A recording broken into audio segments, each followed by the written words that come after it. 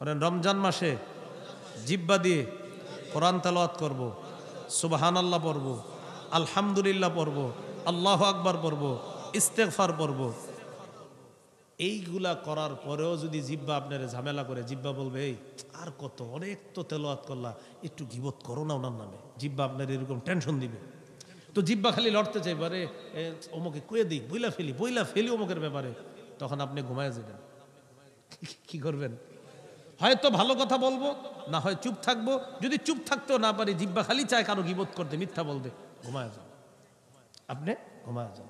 তারপরে রোজাকে ছিদ্র করা যাবে না।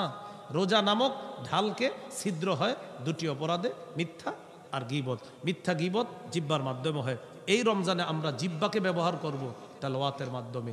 এই রমজানে আমরা জিব্বাকে ব্যবহার করব সুবহানাল্লাহ বলে। এই রমজানে আমরা জিব্বাকে ব্যবহার করব আলহামদুলিল্লাহ, আল্লাহু আকবার, লা ইলাহা ইল্লাল্লাহ বলে।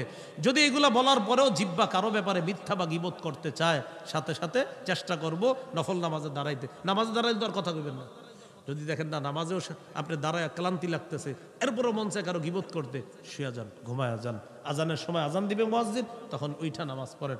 আল্লাহ রস্তে জিব্বাটা উল্টা পাল্টা কাজে আমরা লাগাবো না। তিরমিজির 2616 নম্বর হাদিসে আসছে, হাল ইয়াকুব্বুন নাস ফিন্নারি আলা ওয়ুজুহিহিম আও আলা মানাখিরিহিম ইল্লা হাসাইদু আলসিনাতিহিম। বেশিরভাগ মানুষ জাহান্নামে যাবে শুধুমাত্র জিব্বার অপরাধের কারণে। বেশিরভাগ মানুষ জাহান্নামে যাবে কোন অপরাধের কারণে?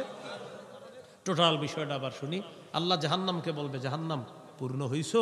জাহান্নাম বলবে আরো আছে। তো জাহান্নামে যাবে অপরাধী যারা হবে, বিশেষ করে বেঈমান শ্রেণী যারা হবে তারা।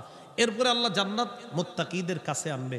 মুত্তাকি কারা? ওই যে বলছি, হযরত আলী বলছে 4 জিনিসের নাম তাকওয়া, ইবনে মাসউদ বলছে 3 জিনিসের নাম তাকওয়া, মোট 7টা। আমি আবার বলছি, 1 আল্লাহকে ভয় করা, 2 কোরআন অনুযায়ী আমল করা, 3 অল্পে তুষ্ট থাকা, 4 আখিরাতের প্রস্তুতি নেওয়া, 5 আল্লাহর আনুগত্য করা, 6 আল্লাহর জিকির করা, 7 আল্লাহর শুকরিয়া আদায় করা।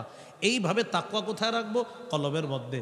কলবে কিভাবে রাখবো? নবী বলছে হিংসা করো না, বিদ্বেষ করবা না, কারো প্রতি শত্রুতা রাখবা না, কারো আড়ালে শত্রুতা করবা না, তাহলে তোমার অন্তরে তাকওয়া ঢুকবে। এরপরে নবীজি সাল্লাল্লাহু আলাইহি সাল্লাম বলে দিলেন যে তাকওয়ার জায়গা হলো কলব, ইশারা ইঙ্গিতে বলে দিলেন। তো আমরা মুত্তাকি হব কিভাবে? গুনাহ থেকে বেঁচে। হুজুর গুনাহ থেকে বাঁচবো কেমনে? আজকে থেকে গুনাহ ছাড়বো। হুজুর রমজান মাস কেন? কয় রমজান মাস গুনাহ থেকে মুক্ত হয়ে যেন মুত্তাকি হতে পারি। আচ্ছা হুজুর রমজানে তাহলে গুনাহ করি কেন? কয় ইবলিস যে 11 মাস চর্চা করায় সেটা রমজানে অভ্যাসগতভাবে করি। তো কিভাবে অভ্যাসটা ছাড়া যায়? আজকে থেকে গুনাহ ছেড়ে দেওয়ার প্র্যাকটিস করব, যেন রমজানেও গুনাহ ছাড়ার প্র্যাকটিসটা চলতে থাকে। আল্লাহ আমাদের সকলকে যে কত যেন ভাই ভাই হয়ে রমজানটা সুন্দরভাবে কাটাইতে পারি, আল্লাহ তৌফিক দান করেন। আমিন ওয়া আখিরু দাওয়ানা আলহামদুলিল্লাহ।